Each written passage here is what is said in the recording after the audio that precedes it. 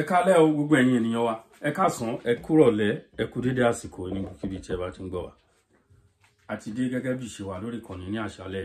Èmi ọmọ yín ọ̀rẹ́ olólùfẹ́ yín ni.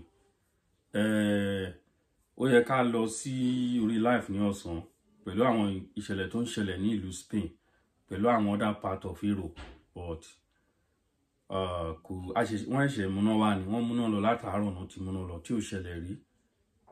Iná yẹn dẹ̀ sì lè lọ at any time gẹ́gẹ́ bí ìròyìn tí ó tẹ̀ wá lọ́wọ́. A dúpẹ́ fún Ọlọ́run. That is the experience tapa tí a go through lẹ́ni.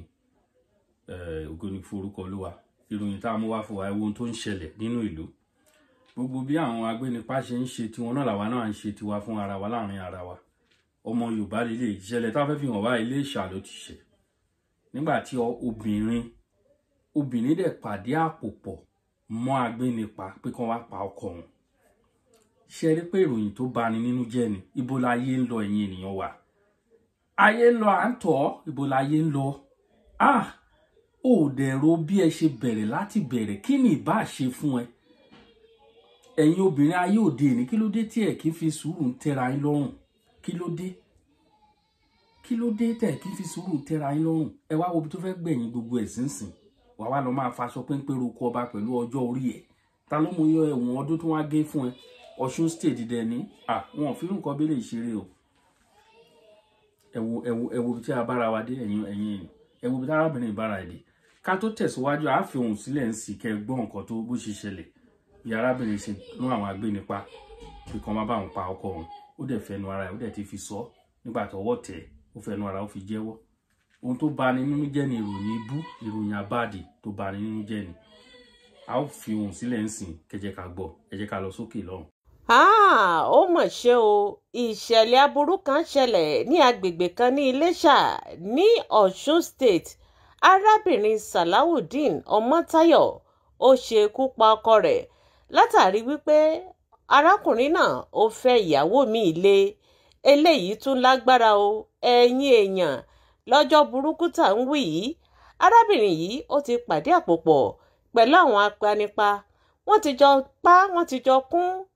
Iye aago tí ọkọ rẹ̀ ń wọlé, arábìnrin yìí ó ti sọ fún àwọn agbanipa yìí, wọ́n ti jọ sọ wípé gbàrà tí ọkùnrin náà bá ti wọlé, ṣe ni òun ó ránṣẹ́ pè wọ́n wípé kí wọ́n wá yin ọkùnrin náà lọ́rùn. Ó mọ̀ ṣe o, ìkúnlẹ̀ abiyamọ o.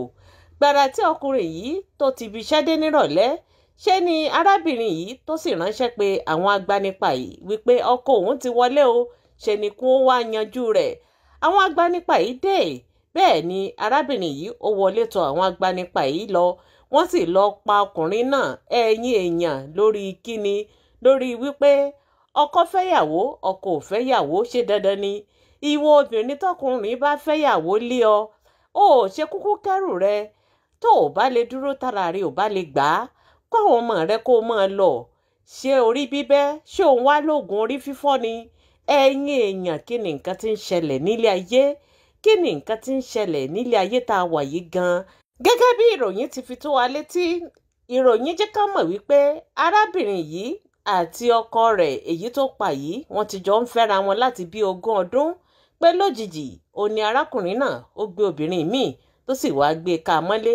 Kódà kó tó di wípé ó fẹ́ obìnrin míì, ọkọ arábìnrin yìí ṣe ló tu obìnrin yìí nínú tó sì bẹ́. Kódà ṣe la gbọ́ wípé ó tún ra mọ́tò ayọ́kẹ́lẹ́ tuntun fún un kó fi lè tù í nínú, ṣùgbọ́n síbẹ̀síbẹ̀ arábìnrin yìí kò gbà o àfìgbà tó ṣekú pa ọkọ rẹ̀. Ẹ̀yin èèyàn, eléyìí tún lágbára, eléyìí tún lẹ́tìkẹ́. Ẹ̀yin èèyàn, ẹ gbọ́ bí ọ̀rọ̀ náà ṣe lọ. Gbogbo ntẹ́yìn náà bá rò lórí fídíò ọ̀hún, ẹ fi dáhùn yín, ẹ fi sí orí comment section. Àbẹ́ẹ̀rí wípé nǹkan ń bẹ. This is the case of 39-year-old Ọmọ́táyọ̀ Salawudeen, a native of Ilesha in Osun State, who allegedly conspired to kill her husband of almost 2 decades. The case drew the attention of not just law enforcement agents, but several rights groups as well. 2 months after the heinous crime, police arrested an ex-convict who confessed to the crime. I just came back from prison around March this year. So after I came out, I didn't have anywhere to go. I was hanging around inside school at Sabo. So one day this woman came to me and told me that she needs some people to furnish her husband for her. And I asked her, what did he do? He said since that she with the man has married for over 19 years now. And suddenly the man got married to another person, and since then she has stopped taking care of her and the children. So that was the reason she wanted to punish him. And I asked her that which kind of punishment. She said that if the man can die, she wished to kill her. She wished to kill the man.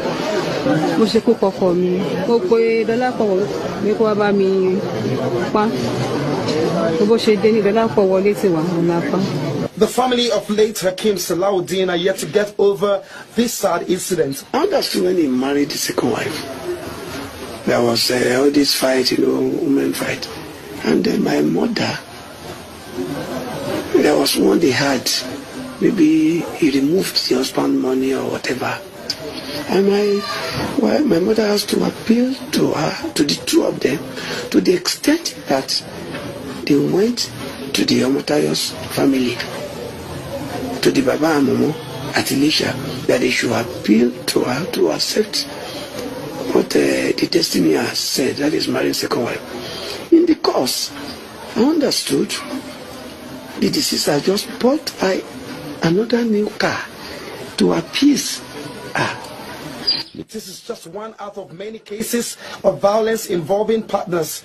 Unfortunately, the children are once again at the receiving end. Uncertainty, bleak tomorrow, pain of losing a beloved member are some of the challenges staring these children at the face. No doubts, they will require all assistance they can get in order to fulfill. Ẹ ṣeun gbọ́ ẹ̀yin ènìyàn wa, òun náà lẹ ti gbọ́ yẹn. Ní aláìfẹ́ àkókò wa ṣòfò, òun lẹ gbọ́ yẹn lóní fẹ́rẹ́ jogi. Ibo láyé ń lọ, ẹ wo bóbìnrin ṣe gbé ó dẹ̀ pàdé àpòpọ̀, ó ti fún àwọn agbẹnipa ní ọwọ́ pé aago báyìí ni ọkọ máa dé o, ẹ máa bọ̀, ẹ wá bá mi pa ọkọ mi. Pé torí pé ọkọ ẹ̀ ó fẹ́ ìyàwó mi. Wọ́n rí láyé àtijọ́ ọkùnrin máa níyàwó mẹ́rin. Nǹkan ti bàjẹ́ ni. Báwo lẹ ṣe fẹ́ ṣe? Gbogbo ẹ̀ sì máa ṣẹlẹ̀. Ẹ̀yin obìnrin ẹ lọ fi sùúrù tẹ́ra yín lọ́rùn o. Obìnrin ti pọ̀ jù nílé ayé o, tí gbogbo ọkùnrin bá fẹ́ ọkùnrin, obìnrin mẹ́ta mẹ́rin, obìnrin tá ìṣẹ́kù àpọ̀ o. Ẹ lọ fara lọ́kàn balẹ̀, ẹ má fura yín lọ́kàn rúru. Wọ́n rí obìnrin náà tó ń bímọ kiri. Ó ti ń ṣẹ̀, ṣùgbọ́n sùúrù ní gbogbo ẹ̀. Orí bíbẹ́ kọ́ lóògùn orí fífọ́. Kì í ṣe solution wà nìyẹn ń sìn fún nǹkan tó wà ńlẹ̀. Ṣé rí ibi tó ti bára ẹ̀ ni ó máa dára ẹ̀ lẹ́bi. Àwa nǹkan tá a ṣe táwa máa dára wa lẹ́bi pé ìbámọ̀. Ìbásàn ká má kúkú ṣe ju pé àwa ṣe ó wá di ẹran onídìí ó dá pọn mọ́ wa lọ́wọ́ bí ẹ̀yin àgbà bí òwe yín. Àbá má ṣe ó sàn ju pé ká ṣe kó wá di nǹkan míì mọ́ wa lọ́wọ́. Wọ́n lọ́mọ sílẹ̀ ń sìn o, ibo lọ́mọ wa fẹ́ fojú sí. Ìwọ ti pa ọkọ, ìwọ fẹ́ lọ sẹ́wọ̀n. Ẹ máa rí nǹkan, ọmọdé wà ńlẹ̀. Ọmọ máa wà láàrin wọn. Ọmọ ló máa wá forí fa, òun ló fà tẹ́ pé wọ́n ní ibi tí erin méjì bá ti jà, ìkoríko láforí fa. Òun làwọn nǹkan tí ẹ̀ ń wò yìí o. Ìkoríko láforí fa o. Ọmọ náà ni ìkoríko tó wà ńbẹ̀. Òun là fi fìlàkàyè sí gbogbo ohun tá bá fẹ́ ṣe. Gbogbo nǹkan tí ń ṣẹlẹ̀ ó bá gbogbo ènìyàn wí, ẹ jẹ́ ká kẹ́kọ̀ọ́. Àwa tá kì í ní sùúrù. Kò sẹ́ni tó ń pass through a lot nínú marriage, nínú home ẹ̀. So ẹni tó bá ní mọ̀ pé òun lè ní sùúrù, òun ò ní lè endure, òun ò ní lè ní ìforítì, òun ò ní ẹ̀mí ìdáríjì, kò ní ìdí kó má rì. Torí àwọn obìnrin ayé òní wọ́n á frustrate ayé ẹ̀ ni. Bẹ́ẹ̀ ni mo sọ, bẹ́ẹ̀ náà làwọn ọkùnrin náà, àwọn ọkùnrin kọ̀ọ̀kan. Bó ṣe jẹ́ nìyẹn, sùúrù ní ilé ayé. Ẹ mọ̀ nǹkan táwọn ìyá wa pass nílé ọkọ ni. Ẹ mọ̀ nǹkan tójú àwọn ìyá wa rí ni. Ẹ mọ̀ nǹkan tójú wọn rí. Sùúrù ni wọ́n ní, òun náà fi lè rí ilé ọkọ gbé. Bẹ́ẹ̀ ni, onísùúrù òun ló máa ń jogún gbogbo. Ẹ̀yin onísùúrù lọ́lọ́run wà. Tó o bá ní sùúrù, tó ní ẹ̀mí gbígbóná, alára gbígbóná, kí nǹkan tó ṣẹlẹ̀ ó ti dá everywhere rú. Ibi tó máa end sí leléyìí o. Ta ló mọ irú nǹkan tí obìnrin ṣe ń dánwò tẹ́lẹ̀? Ta ló mọ bó ṣe ń frustrate ọkọ ẹ̀ tọ́kọ ẹ̀ fi lè ní lẹ́mìí láti sọ pé nǹkan kan ló ń fa o. Lóòótọ́ kì í ṣe gbogbo ọkùnrin náà ló yẹ pé nǹkan kan ló fà á fún ẹlòmíì, lójú kòkòrò lọkùnrin míì. Ṣùgbọ́n àwọn ọkùnrin kan wà tẹ́ pé wọ́n ń frustrate wọn ló máa ń tì wọ́n lọ síta. Òun ló fà, wọ́n bá ti frustrate life wọn, wọ́n lọ máa wábì kan máa forí pamọ́ sí. Nígbà tó yẹ pé o lọ ibi iṣẹ́ látàárọ̀ ó ń bọ̀ ilé òṣè ń lọ fún ẹ. Wà wábì kan tó wà lọ forí ẹ̀ sí. Ṣùgbọ́n síbẹ̀síbẹ̀, sùúrù ní fọ́kùnrin, sùúrù ní fóbìnrin. Ẹ wo ìròyìn eléyìí sìn.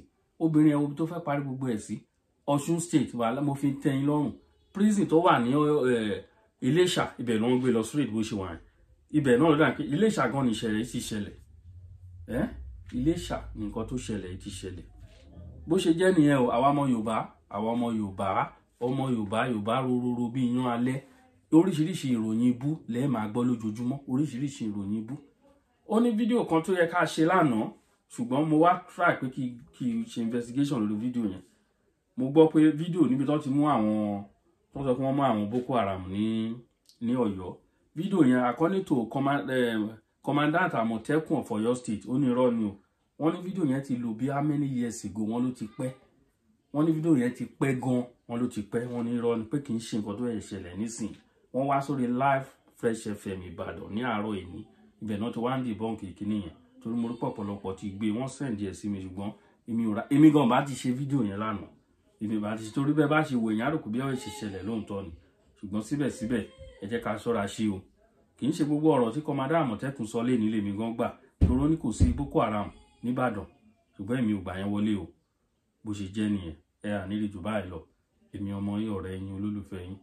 Akalamago TV ẹ bá wa subscribe sórí ìkànnì wa bí ẹ ṣe ń gbọ́ wa tẹ́ ṣe ń wò wá ojú tẹ́ fi ń wò wá ò ní fọ́ etí tẹ́ fi ń gbọ́ wa ò ní di lágbára àṣẹlédùmọ̀rẹ́ Yorùbá nation no going back Yorùbá nation no going back Yorùbá nation no going back kí gbogbo ẹ̀yin sọ̀rọ̀sọ̀rọ̀ wa pápátá akí bàbá Bánjí Akíntóyè Àtolóyè Ìgbòho rálì tó ń bọ̀ lọ́nà ojú èmi àti yín ló máa ṣe ẹ jẹ́ ká máa rẹ́dì ẹ jẹ́ ká máa rẹ́lì rálì tó máa milẹ̀ títí rálì tó máa dìtámì ibi tá à ń lọ òun ló pàtàkì àti fi rọ́ọ̀ṣì bọ́ síta o ètò ń lọ lóríṣiríṣi òun la fi ń bẹ̀ wá nǹkan tẹ́ bá lè support afẹ́ra walkie talkie fún àwọn kan ẹjọ́ ẹ tó bá lè ràn wá lọ́wọ́ 30,000 each òye tẹ́ bá lè fi ràn wá lọ́wọ́ bó jẹ́ ẹyọ kan lẹ́lera bó jẹ́ méjì lẹ́lera ẹ kàn sí wa o àwa láti wá tọrọ owó àwọn ìrànlọ́wọ́ fún ilẹ̀ Yorùbá náà ní fún ààbò torí ààbò yẹn ṣe kókó nǹkan tá a fi lè communicate nǹkan tó yẹ tán fi lè paná ní Europe lẹ́ni tẹlifóònù òṣìṣẹ́ iná òṣìṣẹ́ gbogbo nǹkan off wọ́n lè ṣe bẹ́ẹ̀ ní Nàìjíríà o